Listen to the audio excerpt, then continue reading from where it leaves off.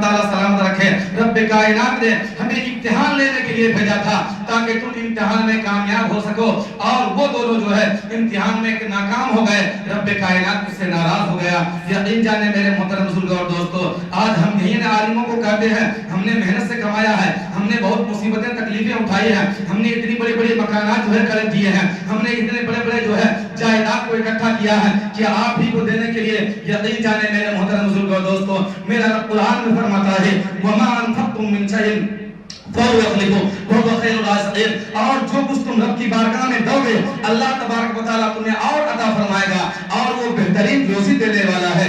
یقین جانے میرے محترم بزرگوں اور دوستو, رب کی بارگاہ میں دینے سے آپ کترائے نہیں. آپ جتنا دو گے آپ اس سے زیادہ آپ کو رب کائنات عطا فرمائے گا.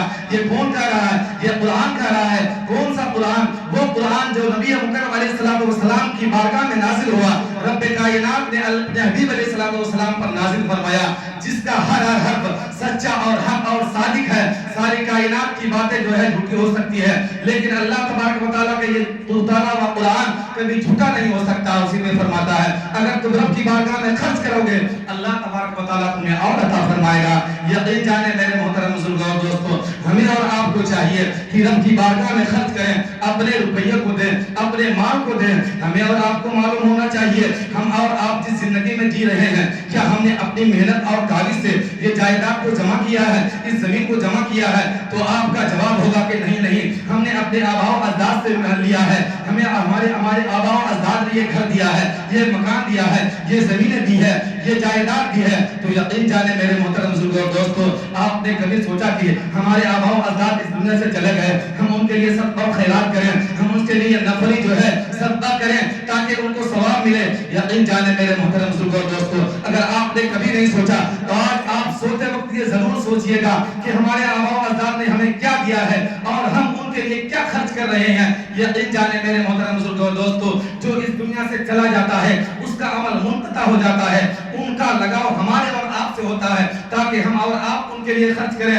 اللہ کی راہ میں دیں تاکہ ان کو فائدہ پہنچے, تاکہ ان کو اس کا ثواب ملے اور ان سے ان کو انسیت حاصل ہو.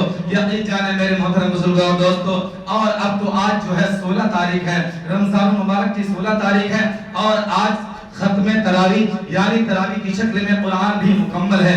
تو 20 تاریخ کو سورج غروب ہونے سے پہلے اعتکاف کے لیے مسجد میں پورے محلے میں سے اگر ایک شخص بیٹھ جاتا ہے تو پورے محلے والے گناہ سے بری الذمہ ہو جاتے ہیں, گناہ سے چھٹکارا پا جاتے ہیں. اگر کوئی بھی نہیں بیٹھا تو پورے محلے کے لوگ گنہگار ہوں گے. اور اعتکاف میں بیٹھنے کا فائدہ کیا ہے؟ اللہ کے نبی علیہ السلام ارشاد فرماتے ہیں کہ جو اعتکاف میں بیٹھتا ہے اللہ تبارک و تعالیٰ اس کو 2 حج اور 2 عمرے کا ثواب عطا فرماتا ہے.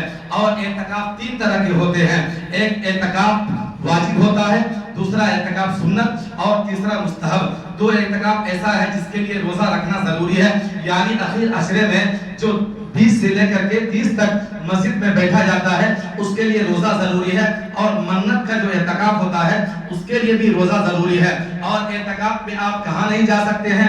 مریض کی عیادت کے لیے نہیں جا سکتے ہیں, آپ کسی کے جنازے میں نہیں جا سکتے ہیں.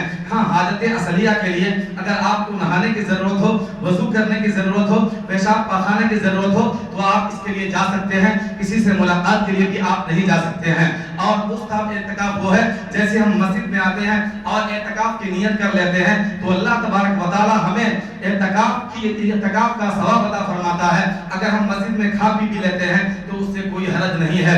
اعتکاف کی نیت کیا ہے؟ بسم اللہ دخلتو وعلیہ توکلتو ونویتو سنت الاعتکاف. میرے محترم بزرگوں اور دوستو, ہمیں اور آپ کو چاہیے کہ اللہ تبارک و تعالیٰ کے حبیب علیہ السلام کے کہے ہوئے اقوال و افعال پر عمل کرے, اور اس رمضان المبارک کے مہینے کی مکمل طور سے ہم اس کا رسپیکٹ, اس کا عزت, اس کا احترام کریں. بہت سے لوگ جو ہے خود کر کے کھانا پینا کھاتے ہیں اور کہتے ہیں کہ ہمارے پاس کھانا پینا نہیں ہے. کیا میں آپ کو بتا دوں, جو شخص یہ بات کرتا ہے وہ کافر ہو جائے گا. کافر جو کہے گا کہ میرے پاس کھانے پینے کے لیے نہیں ہے جو ہم رمضان میں بھوکے رہیں گے اور روزہ رکھیں گے وہ شخص کافر ہو جائے گا۔ یقین جانے میرے محترم بزرگوں اور دوستو، یہ تو برکتوں کا مہینہ ہے، یہ تو بخششوں کا مہینہ ہے، یہ تو مغفرتوں کا مہینہ ہے۔ ہمیں اور آپ کو چاہیے کہ اس مہینے میں ہم عبادت و ریاضت کر کے اپنے آپ کو بخشوا لیں۔ حضرت عبداللہ رضی اللہ تعالیٰ عنہ فرماتے ہیں آقا کریم صلی اللہ تعالیٰ علیہ وسلم مسجد میں تشریف لائے، پہلی سیڑھی پہ آپ نے قدم رکھا، فرمایا آمین، دوسری سیڑھی پہ قدم رکھا، فرمایا آمین، تیسری سیڑھی پہ قدم رکھا، فرمایا آمین۔ صحابہ کرام عرض کرتے یا رسول اللہ علیہ السلام آپ نے پہلی سیڑھی پہ بھی قدم رکھا تو فرمایا آمین، دوسری سیڑھی پہ قدم رکھا، فرمایا آمین، جب تیسری سیڑھی پہ آپ نے قدم رکھا تو بھی آپ نے فرمایا آمین۔ اس کی وجہ کیا ہے؟ ارشاد فرماتے ہیں اے میرے صحابیوں سنو، میں نے پہلی سیڑھی پہ جب قدم رکھا تو جبریل امین عرض کر رہے تھے کہ وہ شخص ہلاک ہو جائے جس نے رمضان مبارک کے مہینے کو پایا اور اس میں اپنی بخشش و مغفرت نہ کرا لی۔ جب میں نے دوسری سیڑھی پہ قدم رکھا میں نے کہا آمین تو جبریل امین نے کہا وہ شخص ہلاک ہو جائے جس نے اپنے والدین کو بڑھاپے کے عالم میں پایا اور اس کی خدمت کر کے وہ جنت نہ خرید لیا ہو۔ اور جب میں تیسری سیڑھی پہ قدم رکھا تو فرشتے عرض کر رہے تھے وہ شخص بھی ہلاک ہو جائے جو آقا کریم صلی اللہ تعالیٰ علیہ وسلم کا نام پاک سنے اور آپ پر درود پاک نہ پڑھے۔ درود پاک پڑھے اللہم صلی اللہ سیدنا شفینا و نبینا مولانا محمد مبارک وسلم صلو علیہ السلام علیہ یا رسول اللہ، صلو علیہ السلام علیہ یا حبیب اللہ صلی اللہ تعالیٰ علیہ وسلم۔ حضرات محترم، رب کائنات کی بارگاہ میں دعا گو ہوں اللہ تبارک و تعالیٰ ہمیں صحیح سوچ، صحیح سمجھ، صحیح عمل کرنے کی توفیق رفیق عطا فرمائے اور اسلام کے دائرے میں رہ کر ہمیں زندگی گزارنے کی توفیق رفیق عطا فرمائے۔ ہماری زندگی چند دن کی ہے، اس کے بعد ہم ہمیشہ کے لیے اس دنیا سے چلے جائیں گے، لوگ ہمیں یاد بھی نہیں کر پائیں گے۔ یقین جانے یاد کسی کو کیا جاتا ہے جو دنیا میں رہ کر کے کام کرتا ہے۔ حضور حافظ ملت علیہ رحمت و رضوان ارشاد فرماتے ہیں زمین کے اوپر کام اور زمین کے نیچے آرام۔ جو زمین کے اوپر کام کرتا ہے وہ زمین کے نیچے آرام کیا جاتا ہے۔ کون سا کام؟ جو دین کی خدمت کرتا ہے، دین کا کام کرتا ہے، مسجد اور مدرسہ کے بنانے کے لیے تب وہ لوگ کرتا ہے، کوششیں کرتا ہے، لوگوں کی باتیں سنتا ہے، لوگوں کی گالیوں کو سنتا ہے اور اسے سہ کر کے جو ہے مسجد اور مدرسے کو بنانے کی کوشش کرتا ہے، اس میں محنتیں کرتا ہے، بچوں کو پڑھاتا ہے۔ یقین جانے میرے محترم بزرگوں اور دوستو، اگر ہمیں اور آپ کو بھی اللہ تبارک و تعالیٰ نے توفیق دی ہے، اگر مال و دولت دیا ہے تو اپنے مرحومین کے لیے آپ اس مسجد کو اس سے بہتر عالیشان بنا سکتے ہیں۔ اس کے لیے ہمیں اور آپ کو کیا کرنا ہوگا؟ کوشش کرنا ہوگا، اپنے مال کو خرچ کرنا ہوگا اور بہتر اور اچھا موقع تو یہ ہے کہ ہم رمضان مبارک کے مہینے میں دیں گے تو ہمیں اور فائدہ ملے گا، اس سے زیادہ فائدہ ملے گا۔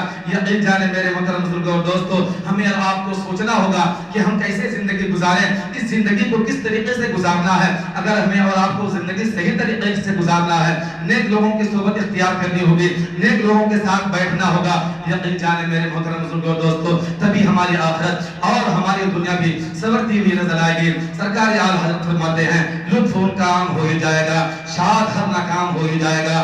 سائلو دامن سخی کا تھام لو، سائلو دامن سخی کا تھام لو، کچھ نہ کچھ انعام ہو ہی جائے گا۔